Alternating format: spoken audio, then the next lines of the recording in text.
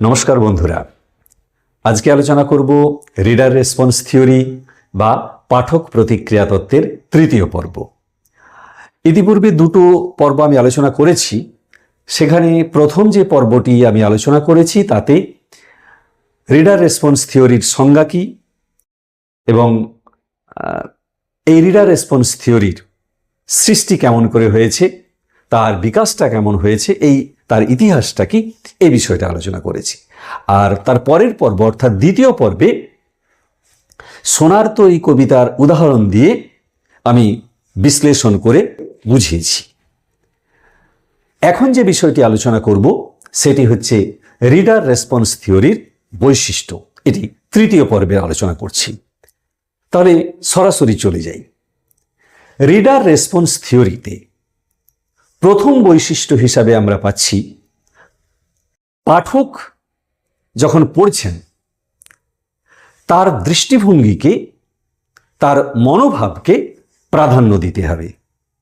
এটা প্রথম বৈশিষ্ট্য।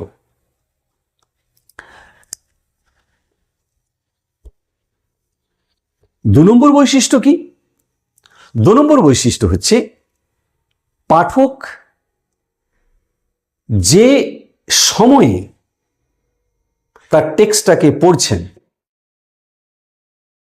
সেই সময়কার যে সমাজ, অর্থাৎ পাঠকের সময় ও সমাজ, এ দুটোকে প্রাধান্য দিতে হবে। তিন নম্বর বৈশিষ্ট্য, পাঠক যে পরিস্থিতিতে পড়ছেন, টেক্সট পাঠ করছেন, সেই পরিস্থিতিতে দাঁড়িয়ে যে অর্থটি পাঠকের কাছে যথাযথ বলে মনে হবে সেটাকেই তিনি গ্রহণ করবেন। চতুর্থ বৈশিষ্ট্য হচ্ছে যথার্থ পাঠ। এটা কিন্তু সবসময় প্রচলিত অর্থে এবং প্রথাগত ব্যাকরণ মেনে হবে না। কেননা একটা টেক্সটের মধ্যে যদি প্রতীক থাকে, সংকেত থাকে, রূপক থাকে, চিত্রকল্প থাকে, তাহলে সেগুলোকে যথাযথভাবে বুঝতে হবে। তবেই টেক্সটের অর্থ যথাযথভাবে পাঠক অনুভব করতে পারবেন, উপলব্ধি করতে পারবেন। পরের যে বৈশিষ্ট্য, 5 নম্বর বৈশিষ্ট্য হচ্ছে যে এই পাঠক প্রতিক্রিয়া তত্ত্বে সর্বজনীন বা নির্দিষ্ট কিছু হয় না। তার কারণ একটা টেক্সট বিভিন্ন সময়ে ভিন্ন ভিন্ন পাঠকের কাছে ভিন্ন ভিন্ন অর্থ সৃষ্টি করতে পারে বা তার কাছে ভিন্ন রকমভাবে উপস্থাপিত হতে পারে। এক্ষেত্রে বলে রাখা ভালো যে পাঠক তিনি যদি শিক্ষিত হন, সংস্কৃতি মনস্ক হন, তাহলে টেক্সট, তার পাঠক একরকমভাবে উপলব্ধি করবেন। আর যিনি শিক্ষিত নন, সংস্কৃতি মনস্ক নন, তিনি একরকম অর্থ করবেন। ধরা যাক বিষ্ণুদের ঘোড়সওয়ার কবিতা। এখন যদি প্রশ্ন করি ঘোড়সওয়ার কি বা ঘোড়সওয়ার কে, সাধারণ পাঠক কি বলবেন? ঘোড়সওয়ার মানে অশ্বারোহী, ঘোড়সওয়ার মানে যিনি ঘোড়ায় চেপে আছেন, এরকম। কিন্তু যিনি আইডিয়াল পাঠক, যিনি প্রকৃত পাঠক, আদর্শ পাঠক, তিনি কিন্তু এমনটা বলবেন না। তার কাছে অন্য একটা অর্থ। সে অর্থটি কি? এই ঘোড়সওয়ার তার কাছে রুশ গণবিপ্লবের প্রতীক। তাহলে পাঠক ভেদে, তার শিক্ষা সংস্কৃতি ভেদে পাঠ কিন্তু আলাদা আলাদা হয়ে যাচ্ছে। এই সঙ্গে মনে রাখতে হবে যে আইজার যে দুটো কথা বলছেন, এক্সপ্লিসিট মিনিং এবং ইমপ্লিসিট মিনিং, এটা কিন্তু খুব গুরুত্বপূর্ণ। 6 নম্বর বৈশিষ্ট্য, এক্সপ্লিসিট মিনিং এবং ইমপ্লিসিট মিনিং, অর্থাৎ সরব অর্থ আর নীরব অর্থ। আমরা একটা কবিতার বা একটা টেক্সট, কোনো কবিতা বলবো না, টেক্সট বলি তাহলেই ভালো হয়, তার একটা সারফেস স্ট্রাকচার আছে আর একটা ডিপ স্ট্রাকচার আছে, যেটাকে আমরা ভাষাবিজ্ঞানে SSDS বলেছি। এই ব্যাপারটা যথাযথভাবে বুঝতে পারবেন কিন্তু যিনি শিক্ষিত পাঠক। এই এক্সপ্লিসিট আর ইমপ্লিসিট মিনিং এর মধ্যে পাঠক একটা সেতু তৈরি করবেন, একটা যোগসূত্র গড়ে তুলবেন। এটা কেবলমাত্র পারবেন যিনি শিক্ষিত পাঠক, সংস্কৃতি মনস্ক পাঠক। অর্থাৎ পাঠকের উপরও কিন্তু টেক্সটের অর্থটি নির্ভর করছে।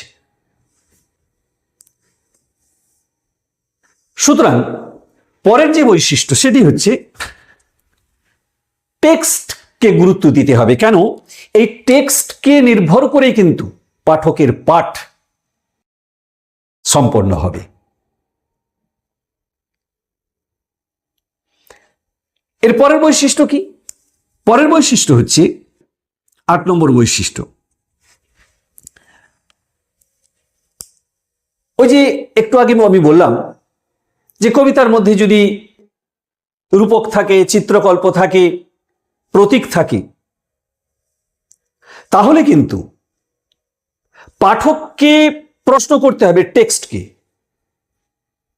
অর্থাৎ পাঠক টেক্সটকে যেভাবে প্রশ্ন করবেন, টেক্সট থেকে তিনি সেভাবেই উত্তরটি পাবেন।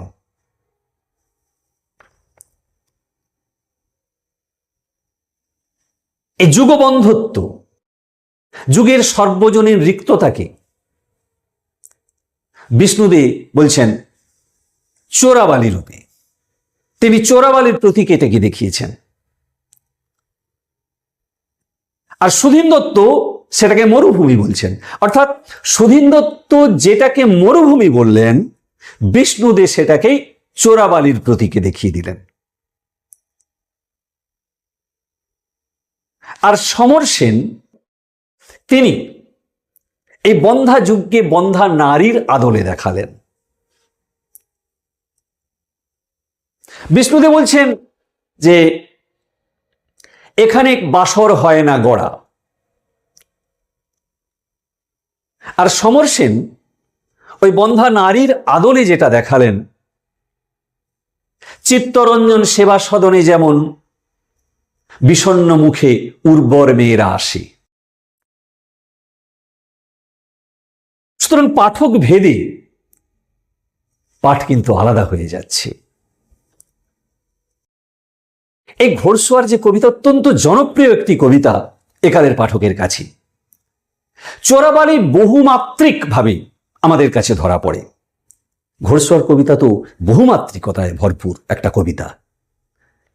কেননা আমরা দেখি যে চোরাবালি সে ফসলে ভরে উঠতে চায়, এটা 1 নম্বর বিষয়। 2,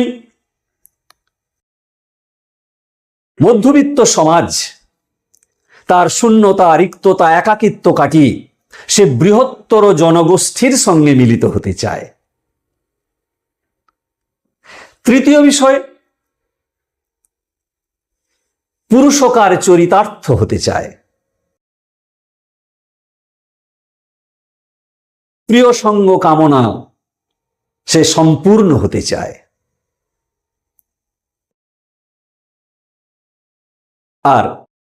আর দেখুন, বন্ধা সমাজ সে সৃষ্টিশীলতায় পূর্ণ হতে চায়। পরের বৈশিষ্ট্য হচ্ছে, আমরা দেখব যে 9 নম্বর বিষয় কি? আইজার যাকে বলছেন নো থিং, এই বিষয়টি আমি প্রথম যে ভিডিও সেখানে কিন্তু আলোচনা করেছি, প্রথম পর্বের আলোচনায়। এই নো থিংই পাঠ ও পাঠকের মধ্যে একটা সম্পর্ক তৈরি করবে। আর পরের বৈশিষ্ট্য হচ্ছে, 10 নম্বর বৈশিষ্ট্য হচ্ছে এই পাঠক খুব ভালো করে সচেতন থাকবেন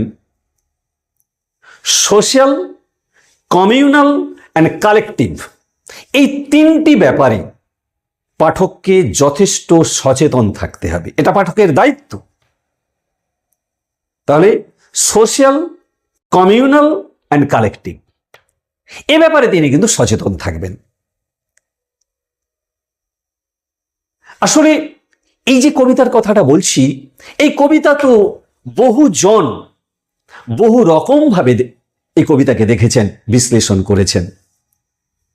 তাদের উপলব্ধিতে এই কবিতা বহু রকম ভাবে সত্য হয়েছে। আবু সঈদ আইয়ুব তিনি এই কবিতাকে বলছেন প্রেমের কবিতা। সুধীন দত্ত এই কবিতায় পুরুষ ও প্রকৃতি, ভক্ত ভগবানের বিষয়টিকে লক্ষ্য করেছেন। আবার কেউ বলছেন এই কবিতা শ্রেণী শোষণের কবিতা, শ্রেণী শোষণের আগমনী সঙ্গীত।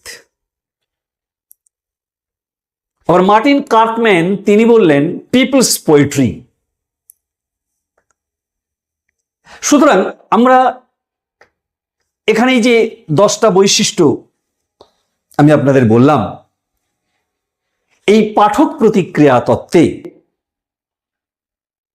একটা টেক্সট, একটা পাঠ, তার সময়, তার সমাজ এবং কি পরিস্থিতিতে পাঠক পাঠ করছেন, তার পারিপার্শ্বিকতা, টেক্সটের মধ্যে থাকা যে ব্যঞ্জনা রয়েছে, যে চিত্রকল্প, রূপক, সংকেত, প্রতীক রয়েছে, সে সম্পর্কে সচেতন থাকবেন। আশা করি পাঠক প্রতিক্রিয়া তত্ত্ব, তার বৈশিষ্ট্যগুলো আপনাদের আমি বোঝাতে পেরেছি। আপনাদের প্রতিক্রিয়ার অপেক্ষায় থাকলাম। আপনারা আপনাদের সুচিন্তিত মতামত জানাবেন এবং আমার পাশে থেকে আমাকে উৎসাহিত করার জন্য সবাইকে ধন্যবাদ। আপনাদের মধ্যে শেয়ার করুন। সবাই ভালো থাকুন।